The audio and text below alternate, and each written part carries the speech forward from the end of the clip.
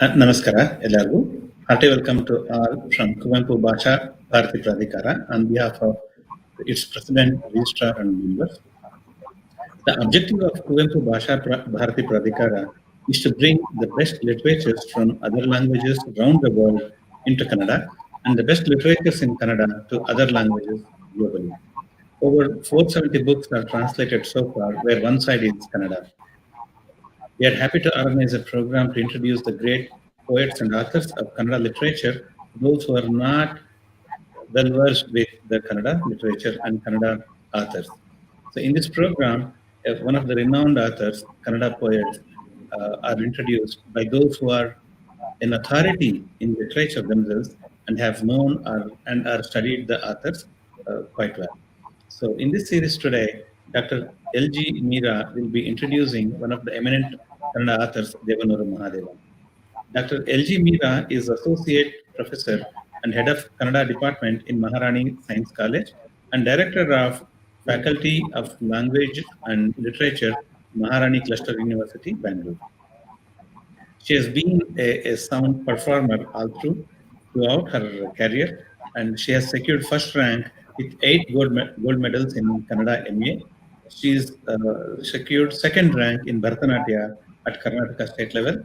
She is an author, singer, and a dancer. She has published over 11 books in arts, literature, and has published 3 audio albums where she has authored and sung the songs herself. So she has been teaching for the past 25 years Bharatanatyam and Bhavanritya to the physically and mentally challenged children through Chitranatya Foundation. She has secured over 12 awards for her literature and other works, including one from Kannada Sahitya Academy. With great pleasure, I request Dr. Meera to introduce Devanuru Mahadeva. Thank you.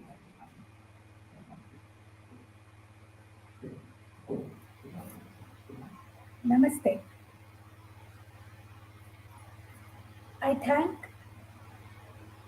Kuvenpu Bhasha Bharati Pradhikara for giving me this opportunity to introduce one of our great writers, Devanuru Mahadeva, to the interested listeners of our country who do not know Kannada.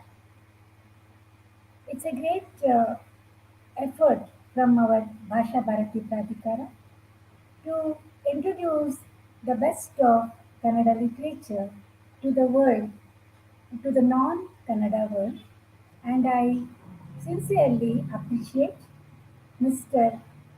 Ajakkala Girishwar and his team for doing this job very well.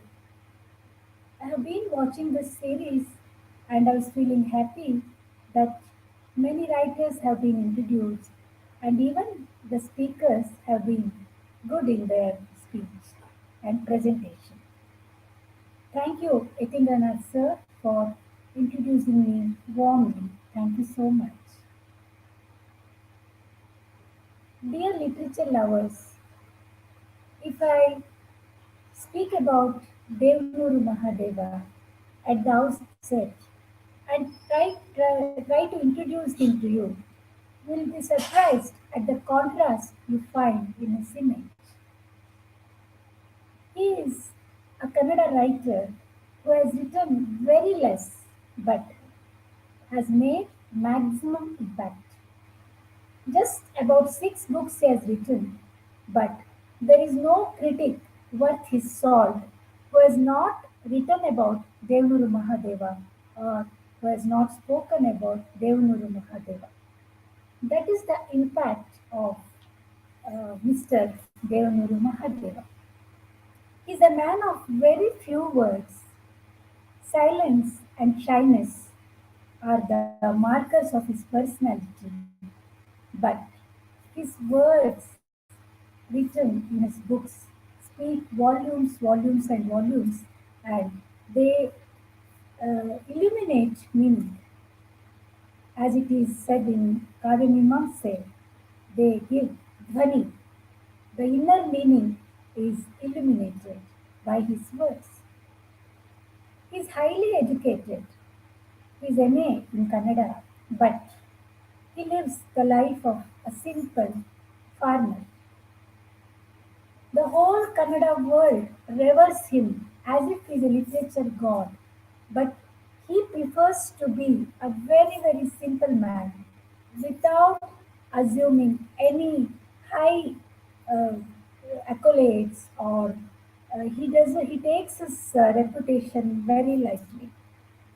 He's a man who has refused big awards like Drupatunga Award, which is almost 5 lakh rupees worth of money, and Rajyotsava Award, but he will rush to an old man who is waiting in front of the High Court for justice. Some poor old man who is unknown to him. Very shy man, but very effective man. That is Mr. Devanuru Mahadeva for you. So, such a very interesting and a contrasting personality we have amongst us, and is one of the most celebrated writers of our language. It is said that after Bendre, it is about Devanuru Mahadeva, there are so many legends. People speak about him. He's like that, he's like this, he said that, he said this. But he's such a simple man who is ready to travel in lorries filled with hay. And if you see him, you cannot say that he's a writer of such a big status. So, what makes Devguru Mahadeva to write so well and to lead such a simple life is a curious question we all have, and still the answer is we have not got the answer completely. So, with that small introduction, let me briefly introduce you to his life details, a little bit of his life history, I should say. He is the son of C. Nanjaya, who was a police constable, and Nanjamma, who was a homemaker. He was born in a place called Chikka Kavalande in Nanjangud Taluk, and he was educated in high school in Devanuru. Devanuru is a place almost 37 kilometers from world famous Mysore, and he completed his PUC, BA, and MA in Mysore, and he worked for a few years as a lecturer at the Central Institute of Indian Languages, Mysore, and later he left the job to become a full-time farmer. He's a farmer by choice. His wife, Sumitra Bai, was a lecturer, then principal in Yuvaraja College, Mysore. He has got two children and grandchildren. So he's a happy family man. That is about his personal details. Devanuru Mahadeva has written 6 books. Uh, Devanuru, it's a story collection which was published in 1973. Vodalala, a kind of novella, a longish short story, published in 1981. Kusumabale, a novel, published in 1988. Nodu Mattu Kudu, it's about adult education. Gandhi Mattu Mavo, it's a translated book, and a collection of his a few articles. That is a very famous book, Yedege Vidya Akshara, that was published in 2012, and it has been published and reprinted about more than 25 times. So that is the popularity of Mr. Devanuru Mahadeva. And he has got all the awards possible, like Karnataka Sahitya Academy Award, Kendra Sahitya Academy Award, Rajyotsava Award, Nadoja Award. Nadoja Award is given by our Kannada Vishwavidyalaya Hampi, Oja means teacher, guru. He's Nadoja means a guru for the whole land. So, as Greek poet Aristophanes was saying around 3000 years ago, a poet is a teacher to the community and the land. So, Nadoja. So, even the Nadoja award Devanuru Mahadeva has got. Such a brilliant writing career he has. He was born in 1948, so he must be around 72, 73 year old now. So, Devanuru Mahadeva, right in his PUC days, was attracted to the rebellion thought. The times were like that. If you go back around 40 years in Karnataka's history, 40 to 45 years, if you can remember the years of rebellion movements called Bandaya and Dalita. That means the untouchables, the village folk, women, the minority community, those were marginalized till now. They got voice and they started speaking and they tried to bring out their experiences. This was because that was the first generation of literate youths of untouchable community which was speaking because it was 1974-75. If you say 1947, a child is born, that child will be around 25 years in 1974. So by that time, the untouchables of India were gaining voice and they were questioning the society. There was very serious moments of rebellion going on in Karnataka, in theatre, in literature, and in social, movements. Mr. Barguru Ramachandrappa, Ramzan Darga, Siddhilingaya, Devanuru Mahadeva, Dr. D.R. Nagraj. So many people were involved in the making of these movements. There was something called Samudaya Rangachaluvali that was a theatrical rebellion about the oppressive society, questioning the oppressive society. So Devanuru Mahadeva grew in the company of people like Anantamurthy. So naturally, he was attracted to these kinds of rebellion thoughts. I think he was a natural rebel. The boy in him questioned why there is untouchability, why there is so much inequality in our society. So such questions his young heart was asking, I suppose. That was one way, like he was introduced to the, you can say, the rebellion movements of Karnataka, and he was one of the pioneers in Dalit literature. So, whenever we say Dalit literature, we take the names of one Siddhalingaya and one Devanuru Mahadeva. More, his in angry tones, he was writing poetry, but uh, Devanuru Mahadeva was more nuanced, subtle, and his way of approaching people and literature was different. Uh, that I will be coming a little later. So, Devdur Mahadeva says that I am the younger brother of Navya writers and the elder brothers of Bandaya writers.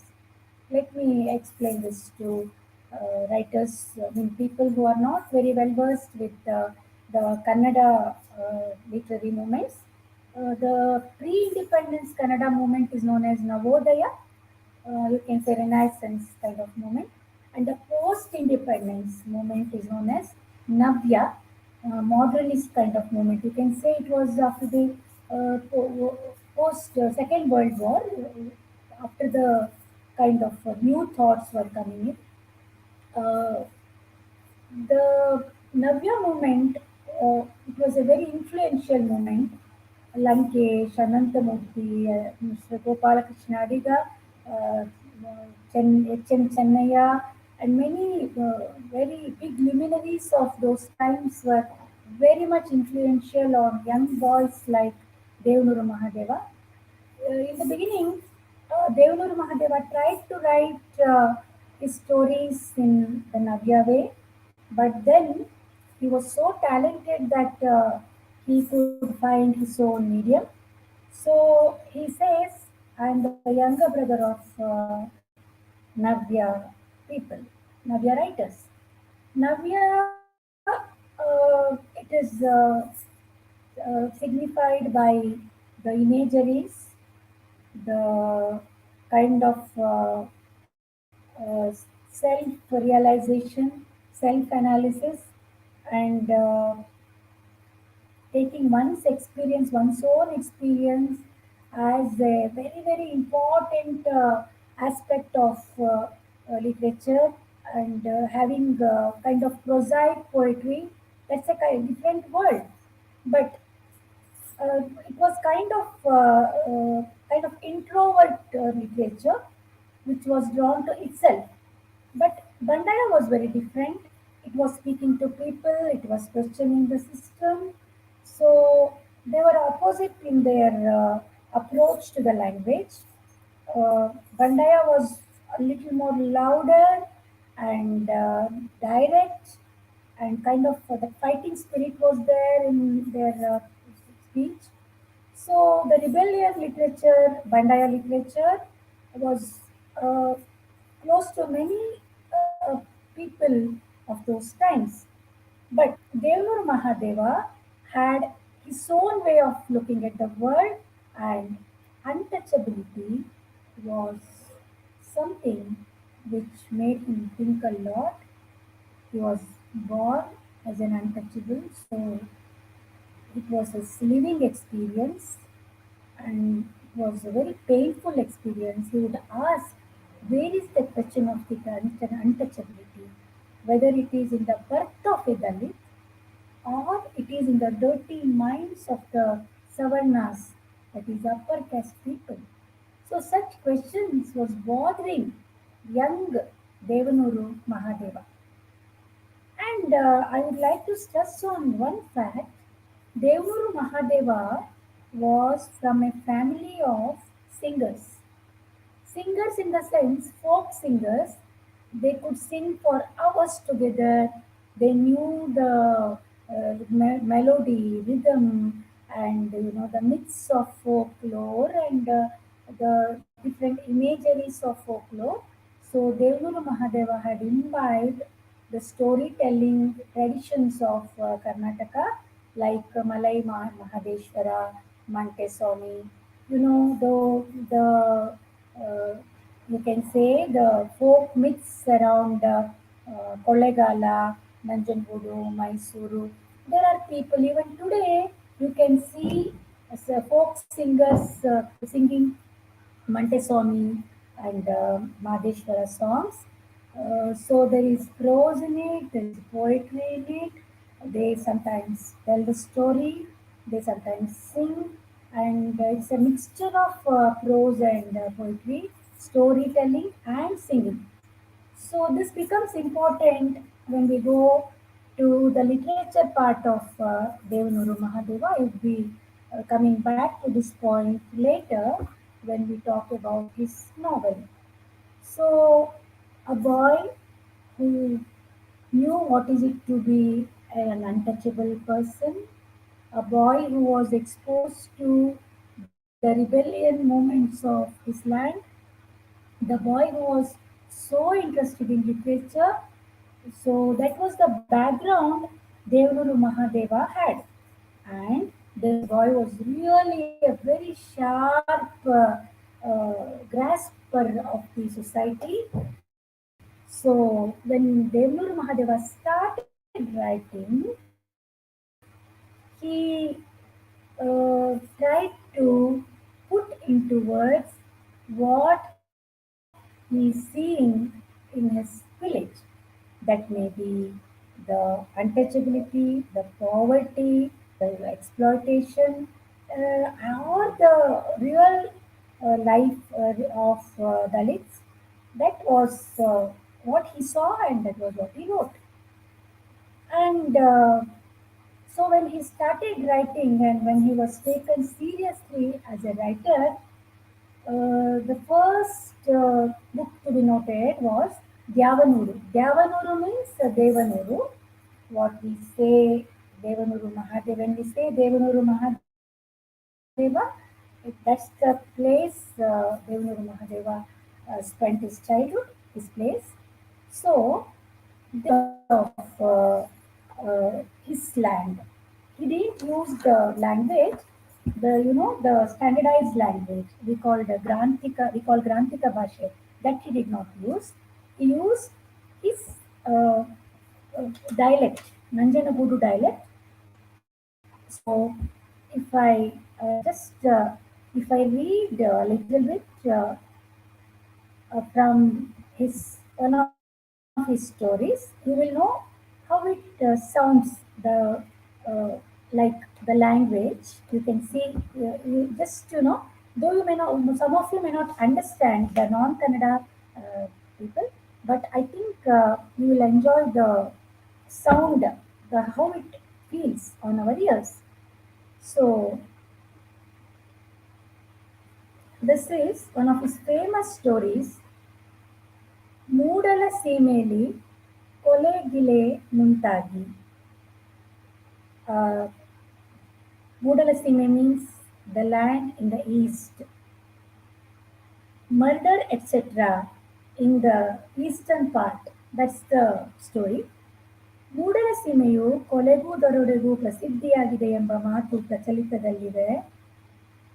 ರಂಗಪ್ಪನ ಜೋಪಡಿ ಊರಿಂದ ಚೂರು ಅತ್ತತ್ತ ಅನ್ನುವ ಹಾಗಿದೆ.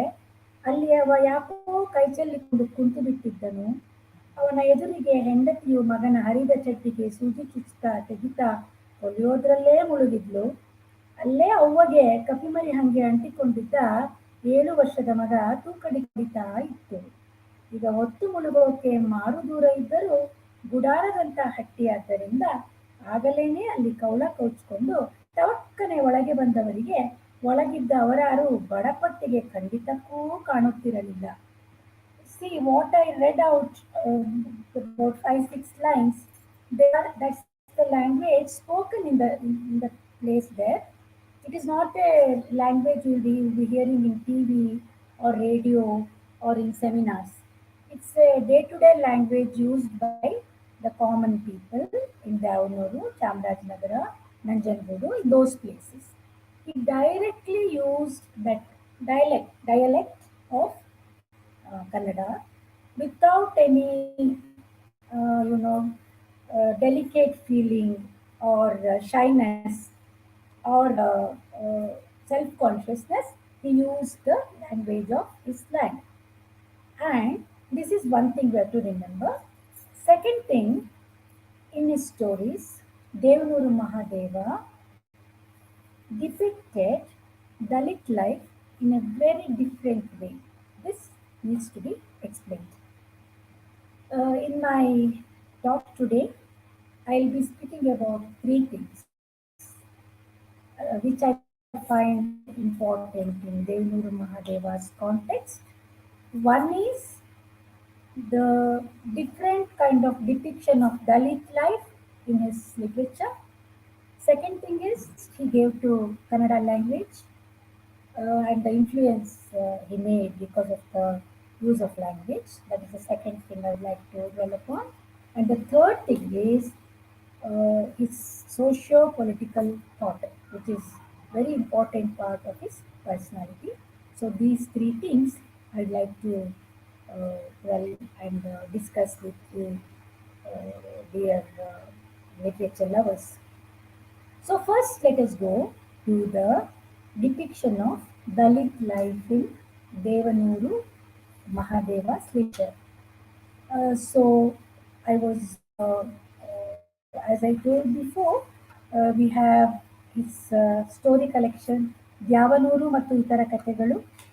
Then we have Vadalala, we have Kusumabale, and That first we will discuss about these things because these are his creative literature works, Gavanuru, Vadalala, Kusumabale. And in the later part, we will go to his socio-political thinking. So, before we go to Devanuru Mahadeva's literature, let us examine how Dalit life was depicted in Kannada world before him. Let me take the example of uh, one is Chomana Dudi, that is our great Shivarama Karanta's novel, and another is Nai Gutti of Kuvempu. So, in the Choma, is a Dalit. Way back in 1930s, Shivram Karanta wrote this novel. Choma wanted a little piece of land for himself because he has got a beautiful, good-looking, strong two bullocks. He had got oxes. So he wanted to have those oxes in the forest of them. He wanted to have those oxen, and he wanted to have his little bit of land, and he wanted to be a farmer. He wanted to own a land. In those times, Dalits were not allowed to own land. So when he went to his owner, his boss, to ask a little bit of land, he was not given. So Choma was very disappointed, and Shivram Karanta depicts Choma as someone with ambition, with self-respect, but he died as a sad man, and he expressed his satisfaction in playing his dudi, dolu. He was that is there. Dudi means a kind of dolu, kind of instrument, something like aquas. So that was Choma for you. And Naigutti, he comes in our great Kuvempu's novel, where he is a Dalit fellow, but he enjoys life, and he is depicted as he is. So he can enjoy life, and he can enjoy the beauty of the forest, and Kuvenpu gives a different kind of approach to Nai Gutti. And one of our great writers, Anantamurthy, has in poetics technical language, he says Choma is in high mimetic style. It is depicted in high mimetic style, and Naigutti is depicted in a low mimetic style. That is the way we represent the characters compared to the real life. But Devanur Mahadeva's characters, they are not like Choma, they are not like Naigutti. They are totally different. How they are different?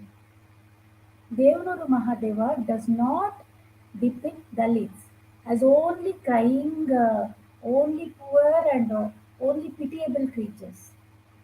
You get a character full of life, full of flesh and blood. They laugh, they cry, they love, they hate, they have their ambitions, they have their dreams, and they have their fights. They are mean sometimes, they are great sometimes, just like us. They have all sorts of human qualities. So it's not just like, oh, so poor, oh God, they're so poor, they need to be pitied. It's not kind of one sided depiction of this. For example, and even the exploitation also, how he depicted means, I was reading a little bit from Moodalasi Meli Kolegile Muntagi, that Rangappa, the main character is Rangappa there. He had nothing to eat from 2 3 days. His wife has nothing to eat. His son has nothing to eat. Though the son goes to school, Raja, his name is Raja, so he is very hungry, and his mother doesn't know what to do if he cries for hunger. That's the state of their home. So Rangappa goes to his Gauda's home. Gauda means the village rich man's home to get some work, get some food. But he's not very sure whether Gauda, the boss, is there, his employer is there. He doesn't know. So he just goes, and when he goes, Gaudti, Gauda's wife, the owner's wife, is wearing a green silk sari. Her sari is fluttering, her bangles are making lots of sound. You can say that the richness is visible there. And she simply says, without asking anything, you bring firewood for me, you cut firewood for me and bring. That's all she says. She's not sensitive to Rangappa's needs. So he tries to work and keeps on cutting the firewood, but he feels so tired that he's almost giddy with tiredness. Though no one dies there or no one is killed, the whole situation, uh, we feel bad for the main character of the story. So the title Mudala Simeli Kolegile Mintagi becomes very symbolic because we feel that the human spirit is killed there. Like no one is understanding Rangappa's plight. What is happening to him, they're not understanding, and we wish that Gaudi should be little more sensitive to Rangappa's uh, tiredness and his plight. So, very subtle way of depicting whatever he does with few words, he makes us think what is happening to the Dalit people. And Devnuru Mahadeva is not blind to the changes happening in the society. In Mudala Simeli Kolegile Muntagi, though Rangappa hungrily is bringing firewood, cutting the firewood for his lady lord, uh, at the same time, his son is going to school, and there is nurse coming, there is a small hospital coming, and there is a Dalit teacher who is treated with respect in the village, and this boy, Rangappa's son, observes that the teacher is treated in a respectable way. So all this, as I said, is a 360-degree depiction of Dalit life. It is not just, oh, poor thing, oh, they have nothing. Patronizing depiction of Dalit life. And I can give more examples like Dambaru Bandudu, Tar arrived. Actually, some of the stories have been translated to English. For those of you who would like to read Denuru Mahadeva in English, you have Dambaru Bandudu, you have Masa, you have Kusuma Bale. They have been already translated. So even Vadalaya is on the way. It will be, I think, will be available to the English readers soon. So when we see that Devanuru Mahadeva, how he depicted the Dalit life, it was not just pity, but it was a well-rounded approach and a full-blooded approach he gave when he depicted the Dalit life. Like maybe Mari Kundavaru story or Dambaru Bandudu or Amasa. Amasa is a very famous story by uh, our Devanuru Mahadeva. Amasa is a very young boy, maybe of 11, 12 year old. He was had no, he was an orphan, was growing in the Mari Gudi. That means Marama temple of the village. There is one more old man, Kuriyaya. very old man he is. Even he has none to take, none to look after. He is also a kind of orphan. So Amasa and Kuriya stay together in the temple, and there is matha. There is one kind of monastery near the temple. So whatever food they give in the monastery, that itself these two people have to eat. They sleep in the temple, and when the festival of Marama arrives annually around March or April, we call it Yugadi, the New Year celebrations, like Baisakhi, Bihu, it is called in other regions of India. There is Marama's puja is performed. There, the Marigudi, the temple, gets repainted, and many preparations happen for the festival to be celebrated. Then, in that occasion, something called Hulivesha. Hulivesha means people dressing like tigers and dancing for beats, for drum beats. That is a talent kind of dance, folk dance in India, in Karnataka. So Uriaya was doing good in all this when he was a young boy. Now he was dancing well when he was young. Now Amasa, he will start dancing for the drum beats of Hulivesha. Huliyasa they call it. That means uh, taking the form of a tiger. So when he is dancing in such energy, in frenzy, the lord of that rich man of the village, Gauda. See, Gauda means Grama Vriddha. That's the rich man of the village, one of the rich men. He sees the boy and he thinks that I can make him my slave. Jeetadalu, bonded labor. Bonded labor means everyone would be knowing, like you work and you don't get any salary, you just get two meals a day, that's it. So, as Kuriya spent, that old man spent his whole life in taking care of sheep, even this Mamasa might have just a life just like that, just like Kuriya.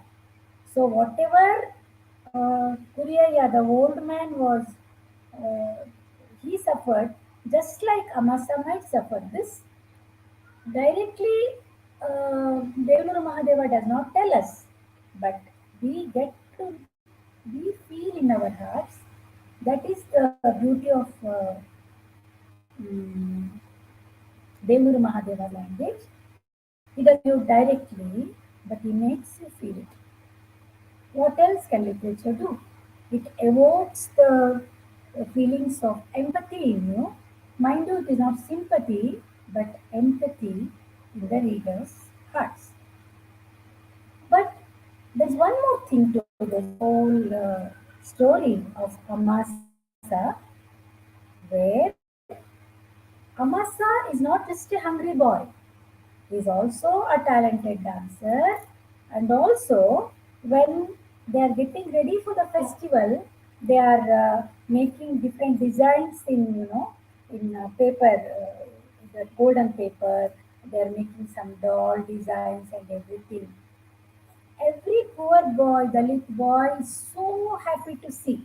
It's like the dreams are coming true. So Dalit life is not just hunger. There is also dreams. There are dreams. There are colors. So many other things are there in Dalit life. That is a refreshing change. Devuru Mahadeva brought about in the depiction of Dalit life.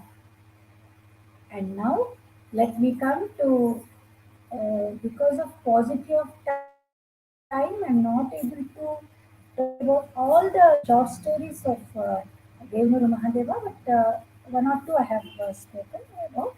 Now I'll be speaking about Vodalala, very important story of long story, longish short story.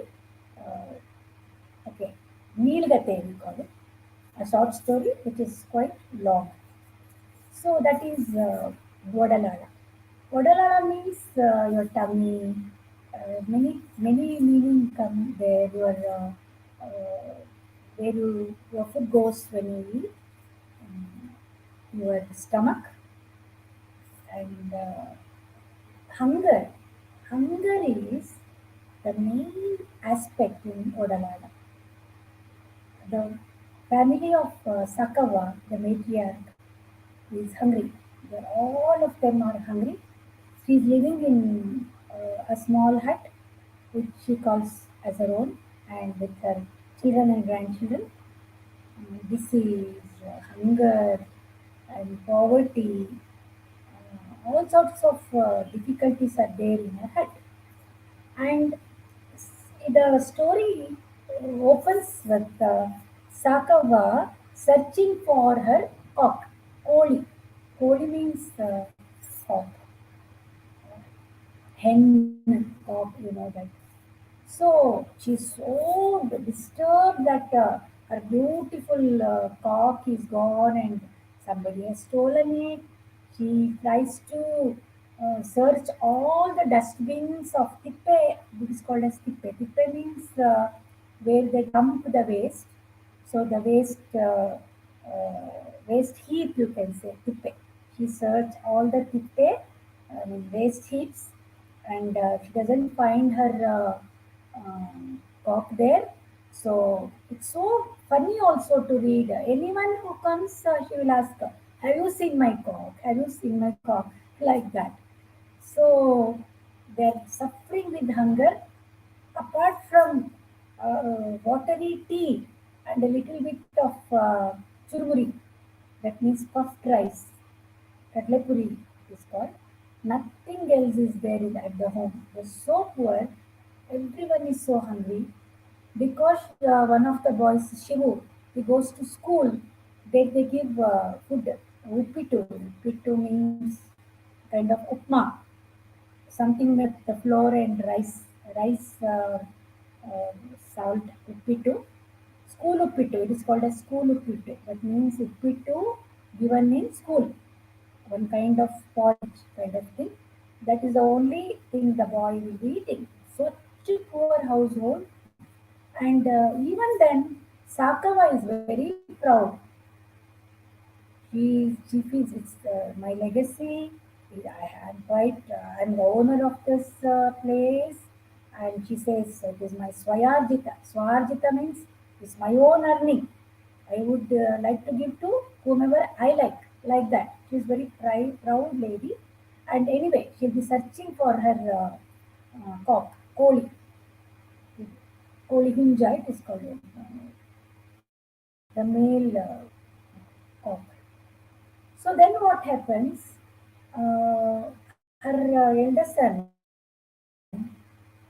they had a big fight about the property issue, though very meager property they have, but I mean nothing actually apart from that hut, that dilapidated hut. Nothing means a big bag of gunny bag of groundnut, kadlekai.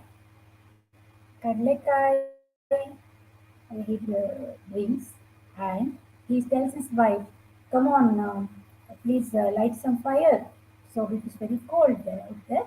So they put a small fire with whatever they can, leaves and all, and they start eating the groundnut sitting around the fire.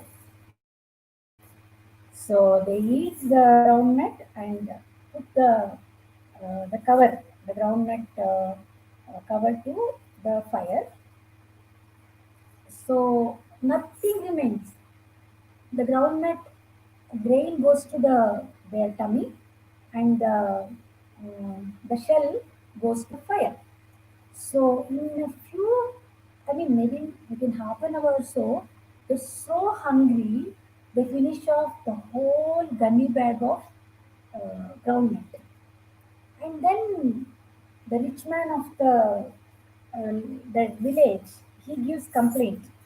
somebody has stolen my, and he is very suspicious of Sakava's son. And let me tell you, Sakava means one who nourishes, one who takes care of children. Saku means to nurse, to take care, like that. So that's the fitting name given to Sakava. So what happens? Police come to their hut and they raid the hut. They want to know where the groundnut bag has been kept. And in the meanwhile, what happens? There is one girl called Puttagauri. I think she's the youngest daughter of Sakava. She brings some blue color. She mixes it in water, and she draws the beautiful imagery of a picture of Navilu. Navilu means uh, peacock, beautiful peacock. It's so beautiful, and the girl starts writing peacock from legs. Very interesting. And when the police raid the hut, nothing they get. Not even one shell of groundnut they get, because all the groundnuts have been just finished off. They're completely gone by the hungry family.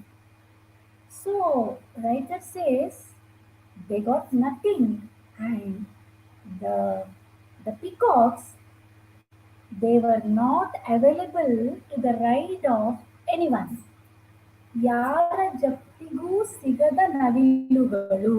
Japti means rain. So the aesthetic part of Dalit life, the what beautiful peacock, Puttagauri wrote, Puttagauri drew, that is not available to anyone's raid, police raid. And then what happens? Sakava herself first says, "Oh, police sir, my cock is gone. You please search for my cock." They get to laugh what this old woman is asking about cock. And they tell her, "Okay, you give us one more cock so that we can search your cock." First, she doesn't realize, she gives the cock, and when everyone laughs, she realizes, "Oh, what I have done." So, like, the story begins with searching for a cock, and it ends with Sakava giving a complaint to the police. So that's how the complete picture of Dalit life is brought about in mm, the Devnuru Mahadeva's literature. And the second aspect I was talking about is his language. His language is so brief, his prose is like poetry. He talks very less, but it means a lot. This one that we very importantly remember. And in his Kusuma Bale, he tried to uh, give Kannada all the colors it can take. It sounds like a folk myth. The language sounds like a folk myth, and all sorts of, even English, the way sometimes English is mixed in Kannada, that is also brought. He has done umpteen experiments in Kusuma Bale, and because of the language, there were people who told, I have not understood Kusuma Bale. It has to be translated to Kannada. This was the preliminary reactions given to Kusuma Bale. But Mahadeva was so balanced in his approach, he didn't mind the people talking like that. Maybe he knew one or the other day people will understand the depth of the language. There are two words in Kusuma Bale. One is the present world, this Dalita Sanghasha Samiti movement and all that. Another world of the age-old truth, which is called as Talatalaantarada Nanni, where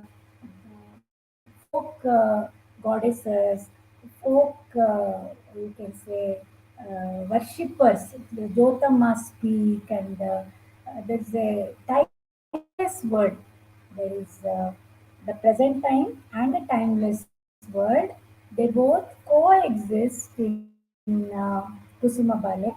So Devanuru Mahadeva has done a big experiment in Kusuma Bale, and that experiments he has done in Kusuma Bale about the life and Kannada language have influenced the future generations. And Kusuma Bale is fondly called the granddaughter of Malayalalli Madhumagalu. Malayalalli Madhumagalu, as you would be knowing, one of the great novels of Kuvempu. So it is known as the granddaughter of Malayalalli Madhumagalu. So that's the great influence of Devuru Mahadeva's Dalit life depiction and language he brought about in his literature.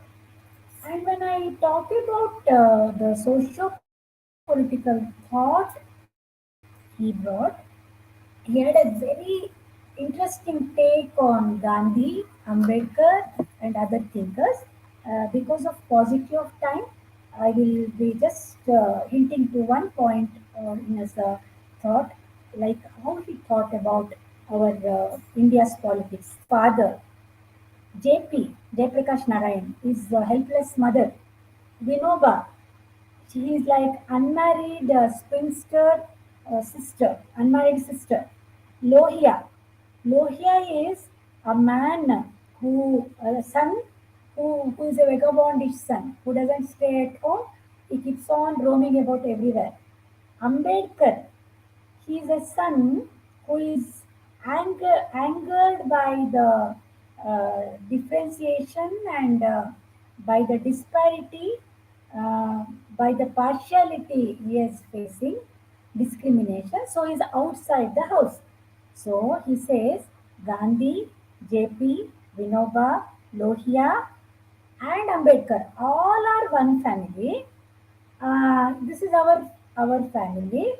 We are the children here. How else you will see this? Tell, what shall we do?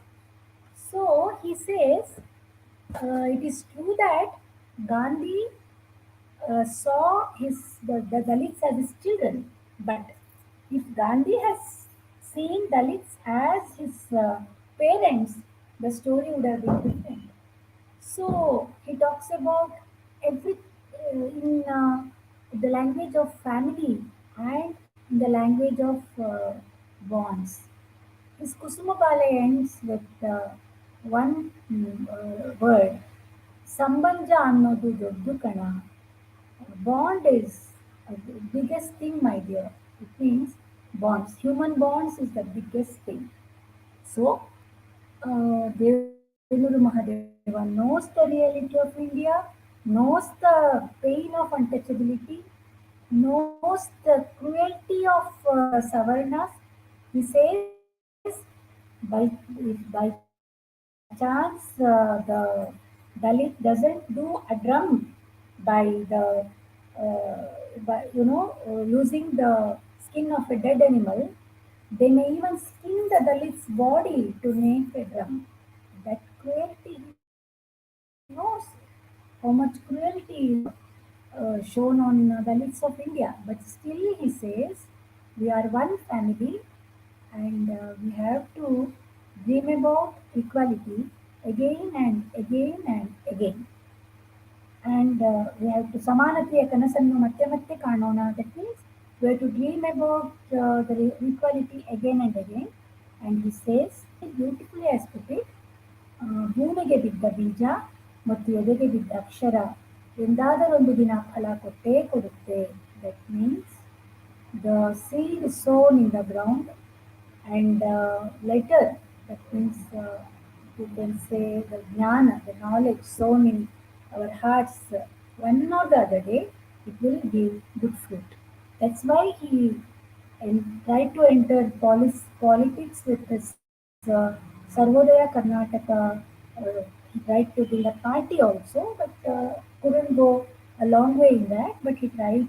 That is there very much there. So I think my time is up. I have tried to depict Denur Mahadeva's literature and thoughts as much as possible, and I thank uh, Kuvenpu Bharati Pradhikara for giving me opportunity to revisit Devanuru Mahadeva and wonder at his talent and his vision. Thank you. Namaste.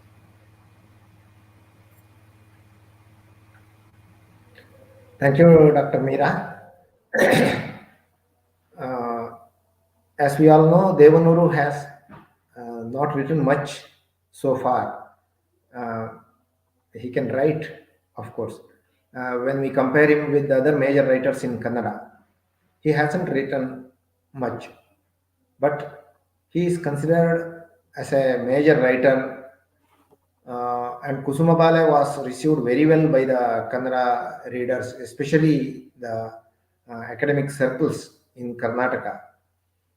And there have been many commentaries on that. Many critics wrote about it. It is even available in English also. Uh, of course, we know Devanuru's writing career started with the Dalit movement in Karnataka during the 70s. Dr. Meera has uh, thrown some light on that also. It is important to note that Devanuru has mainly stick to the genre like stories and novels. Unlike many Navya writers, for example, like Lankesh, who wrote poetry, he also wrote plays. Anantamurthy wrote poetry, novels, stories, etc. Uh, of course, Edegavidya Akshara contains some autobiographical notes also. Uh, I told you about the Dalit movement. D.R. Nagaraj has written about the birth and the growth of Dalit movement and Dalit literature in Karnataka in his famous book, The Flaming Feet. Devanuru's Kusumabale brought a variant of Kannada language, as Dr. Meera has rightly pointed out, a variant of Kannada language into the mainstream of Kannada literature. Uh, of course, there have been some criticism about language used there, but it is widely accepted as one of the variant of Kannada language, and especially nowadays we see the creative literature, stories, poetry, and plays, novels in such other variants of Karnataka, like Kundapura Kannada, or even Gulbarga Kannada or Dharwad Kannada. Vadalala, as Dr. Meera has rightly mentioned, is known for its depiction of energy in Sakawa and her family, though they had to face great difficulty, oppression by the establishment. In fact, Devanuru Mahadeva's writings are important because he not only gives a picture or not only depicts the difficulty and pains of Dalit community, but he also brings the energy in their belly, small moments of happiness, all these things into the main contents in the stories or novels he write. His character in Odalala, Puttagauri, is one such girl who can energize the whole environment. Uh, you see, Dr. Meera has uh, rightly told us about the drawing of peacocks, drawing of peacock. ಯಾರ ಜಪ್ತಿಗೂ ಸಿಗದ ನವಿಲುಗಳು. Police in Vadalala, what happens, at the end, the police take away the cock. But the important thing is that they cannot take away the peacock. This is what is the main message of the Vadalala, the novel or the novelette. Nobody can raid and capture or rob off the peacock in the mind, in the culture. The cultural identity, the richness of culture cannot be robbed off. That is why we see the cock being taken away, but the peacocks remain. This kind of analysis of a story or a novel can be equated to the colonial experiences also. Those who wrote about colonial experiences, various kinds of colonial experiences, mention about the way how the colonized people subvert and they can subvert and retain their culture in one or the other way, the uniqueness of the culture and the cultural memories. Dear Nagaraj has given us a nice metaphor of the Kanasina Koti, that means the monkey in the dream. We can retain that monkey in the dream at least. This is what is the one form of colonial experience. And this can be, this can be applied to the experiences of Dalits in Odalala. In Odalala, of course, Sakava, in search of lost cock, she loses another remaining cock. But you can't forget the character, her energy, how she built a house or a home for her own, and how she faced the outside world. It's a very powerful character. Of course, other characters are also very important. Dupti Commissioner or Shivu or Puttagoudi. The Kannada readers, especially in the Kannada academic circle, wants Devanuru Mahadeva to write more and more creative literature. But Devanuru, as we all know, is reluctant to write creative literature like stories and novels. Nowadays, probably he devotes or rather diverts his creative energy to socio-economic or socio-religious issues.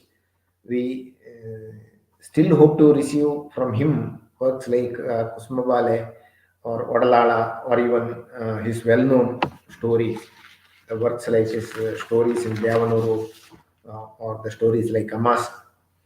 Being a man connected with the movement, being a man or having a career created with the movement, Devanuru is one who responds to the developments in the society. He does not hide his political views. I think he was one of the first writers to return the awards in 2014 or 15 or so. The awards he received from Sahitya Academy and the Padma Shri award. One can agree or disagree with Devanuru Mahadeva, but one can't ignore him, and Karnataka hasn't ignored him so far. I think Dr. L.G. Meera has given us many insights about Devanuru's writings. I thank her on behalf of the Kuvempu Bhasha Bharati Pradhikara. I thank other members and Sri Yatindranath, who has given us a nice introduction. As Dr. Meera rightly mentioned, Sambandha annodu doddadu, Sambanja annodu doddadu. That means the relationship between human beings is the most important thing as far as Devanuru Mahadeva is concerned. That is his main message also. We, the Pradhikara, Kuvempu Bhasha Bharati Pradhikara, also tries to create a bond between Kannada and other languages. So, if you can create a strong bond between Kannada and other languages through these lectures or through this series of lectures, I think the purpose is done. We will have better days ahead. I thank all the viewers. I welcome you all to tomorrow's talk. Tomorrow, Sri Uday Kumar Habbu will talk on Girish Karnad. I welcome all of you again at 7 p.m. tomorrow. Thank you, one and all. Namaskara.